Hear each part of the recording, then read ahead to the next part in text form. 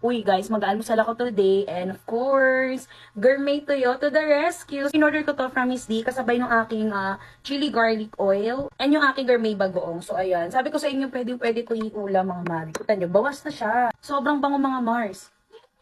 Tsaka alam nyo ba guys, perfect to kapag tinatamad kayo. Ayan, tinatamad kayo mag-prepare ng breakfast tulad ko. So ayan, grabe, super favorite ko to. Ilang beses na akong umorder sa kanila. So ayan guys, kumuha na ako ng dalawa. Di ba napakatipid? O grabe, ulam inaglas na talaga siya. Pwedeng breakfast. Pwede kahit anong meal, kainin mo si ating gourmet tuyo. Tapos ayan, pure olive oil siya. Ayan, special gourmet tuyo.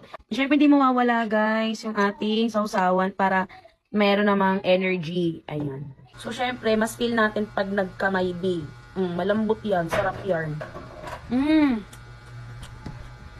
Sarap. Ulam na talaga to. Sulit kasi mura siya, yung isang bottle. And then, ang dami lamang siksik talaga. Kung nakita niyo yung mga previous video ko, ayan. Siksik talaga yung laman niya, guys. Ayan. Ang sarap. Ang lambot niya, tsaka ano. Mapaparami na naman ako ng kain ito ng rice. Ang gusto nitong tikmam. Check niyo yung yellow basket o doon sa TikTok shop ko.